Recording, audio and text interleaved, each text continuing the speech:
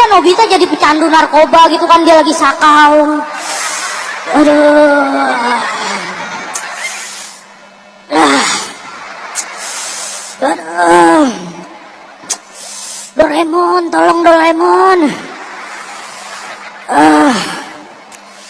Saya butuh Doraemon. Terus Doraemon ngeluarin dari kantong ajaib sabu-sabu.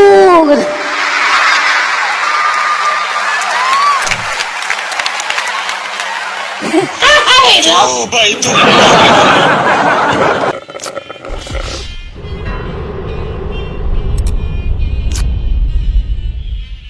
Metamfetamin, crystal meth, atau yang dikenal dengan nama sabu-sabu, adalah salah satu jenis narkoba yang nikmatnya hanya sesaat dan menyiksa selamanya. Zat adiktif yang ada pada crystal meth itu cukup besar, sehingga membuat penyalahgunanya gampang candu, susah move on. Move on menggunakan crystal meth emang cukup susah, tapi hidup akan jauh lebih susah apabila udah move on.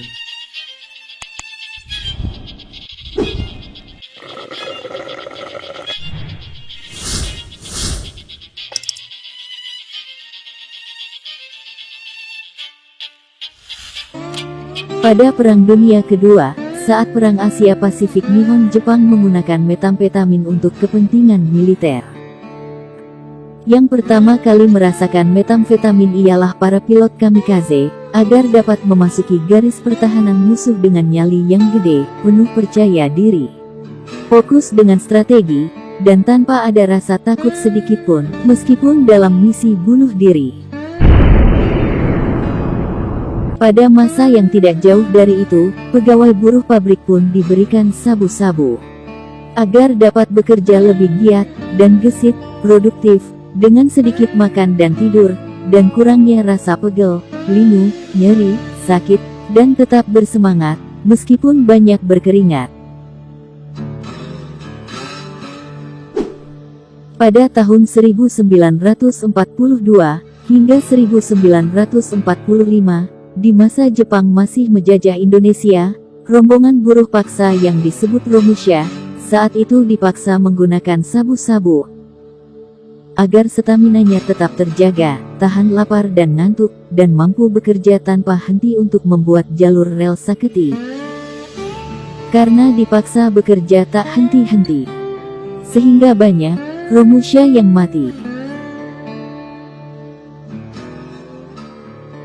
Begitulah cerita sejarah diciptakannya metamfetamin, crystal meth, atau sabu-sabu,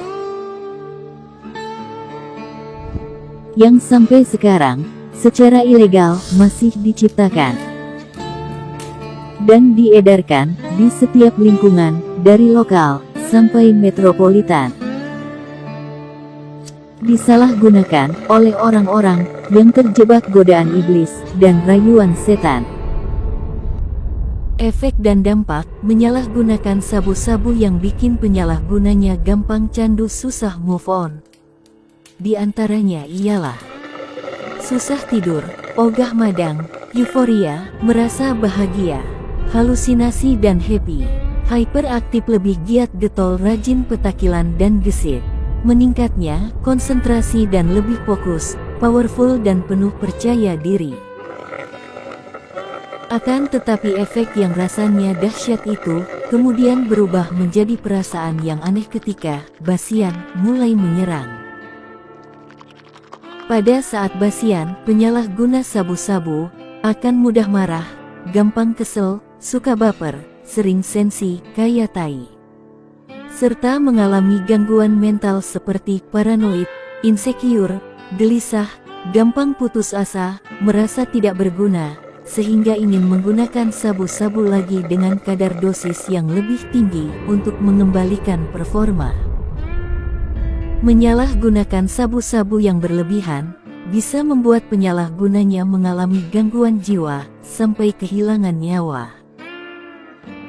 Ciri-ciri orang yang menyalahgunakan sabu-sabu apabila masih hidup diantaranya ialah badan kurus, kulit pucat, pupil mata lebar, mata panda, pipi tirus, dan bibir yang mubat mabit.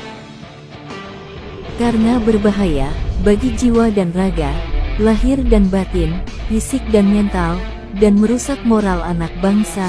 Kini menciptakan, mengedarkan, dan menyalahgunakan sabu-sabu dilarang di seluruh negara termasuk Indonesia.